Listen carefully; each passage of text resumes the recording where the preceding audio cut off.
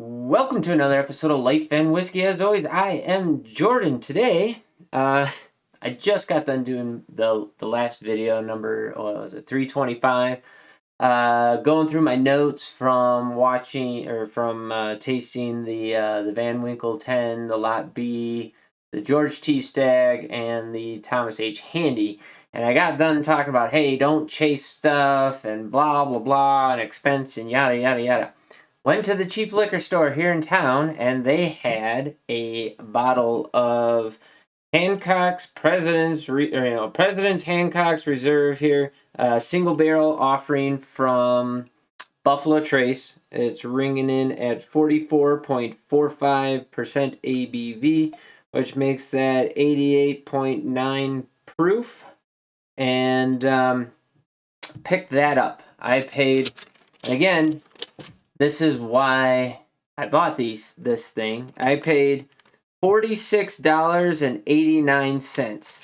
From what I could see, and the data might be a little bit old, MSRP is like $30, somewhere in that ballpark. You know, if that was a couple years ago, maybe it's like 40 something dollars. The average retail price that I could find online, now this is the average, is $189. Now, I've never had this. It is a single barrel product, so there could be some huge variation in there. And it's proof down. It's 88.9 proof. So it would have to be some of the most amazing stuff ever for me to want to pay, well, I wouldn't want to pay for starters $189, $190 for it. That's just insane. And it's low proof bourbon. So definitely wouldn't do it. The next video that I'm going to shoot, Rock Hill Farms. It's also a single barrel, and this is at 50% ABV, 100 proof. We'll talk about that one next. I paid $99.99, so I paid $100 for that. And MSRP for it's like $60. Again, that might be old data. And the average retail price is $304, and anybody paying that is absolutely insane. I think $100 is insane, but who knows? Maybe that's the best Buffalo Trace product that I own at the moment. I don't know. We might throw that into the mix. I think I'm going to do a mash bill number 2 comparison, which would be Blanton's, Hancock's, Elmer T. Lee, and Rock Hill. And we'll see where those come out. That probably be one of the next couple of videos. But for now, again, if you can find stuff for a reasonable price, pick it up all day, every day. And I found out, local liquor store here, that the owners of the store, it's not a local liquor store, it's a chain of stores, and the owners of the chain, they actually had Pappy come in. I want to say it was I think it was a 12 I saw on the sheet. They had 3 bottles of Pappy 12, the Van Winkle 12 Lot B, which is pretty good stuff.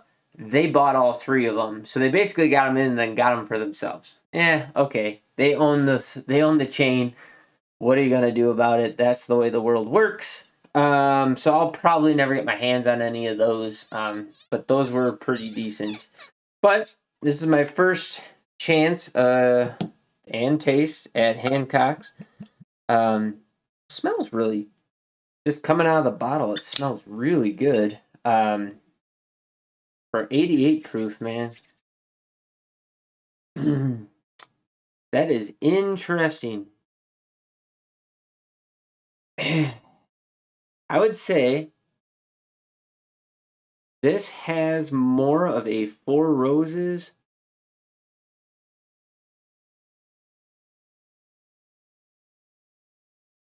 profile. A really dense Buffalo Trace profile. So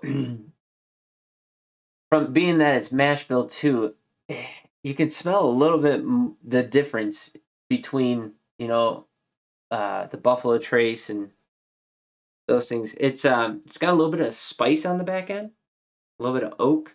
It's very sweet forward, very honey and caramel, a light caramel, and then, man, in In the middle of that is that Buffalo Trace profile where it's very apple floral forward. But I will say, for as low proof it is a very dense nose, which is nice. I mean, it's really coming out of this glass. Really appreciable. I like it a lot. So if you're a fan of Buffalo Trace products, for $47, I would say just on the nose alone, it smells like it's worth it. So let's go on the taste. First thing I'll say is that drink's way hotter than 88. Call it 89. And on the back end of it has a tremendous rye spice, like almost a burn. Like it tastes like a straight up rye whiskey. That's very, very interesting. Is there an age statement on here at all? There's no age statement on. It's very bitey. A little bit of tannin in there. It has a Buffalo Trace profile up front, but it's not like it's the essence of the sweet notes without the sugary sweetness of the sweet notes. And it's it bites a lot on the back end, both proof and like a rice spice, oak tannin bite, but it's not bitter on the finish. That was very unexpected. It's warm in my throat. This is very interesting. I'll give it another go. The nose didn't change.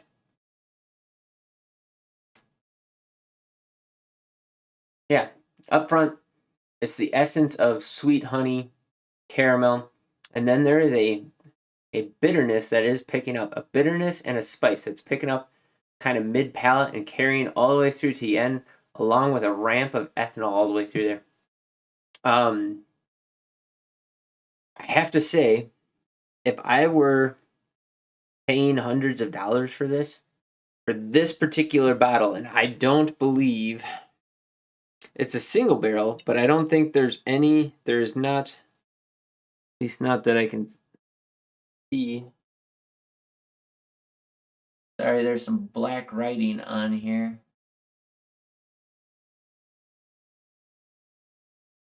I don't think that has anything to do with the bottling. So it says it's a single barrel, but it doesn't tell you what the barrel is or any of that information.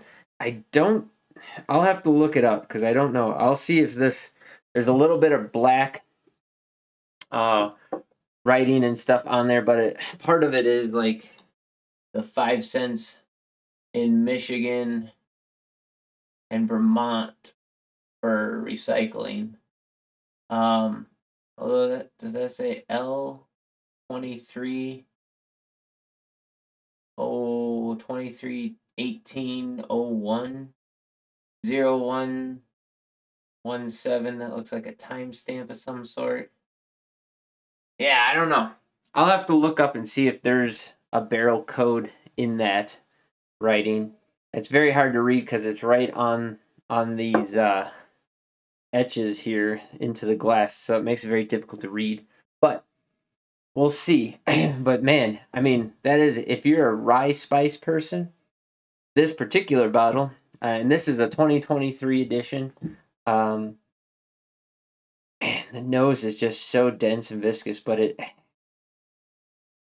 I said viscous, but it's just dense and hefty, oily. It smells absolutely amazing, but I'm getting more of that spice and bitterness on the back end of that now.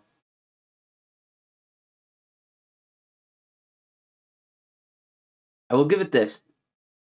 It's a pretty complex whiskey, but that bitter is really, really pushing forward. Water might help. Time and letting it open up might help. It tastes young in the fact that things are spiky, but it's weird because like the density of everything leads me to believe that it's older, but the spikiness of especially the burn on the back end leads me to think that it is a bit more young. But the density says old. I don't know. Man,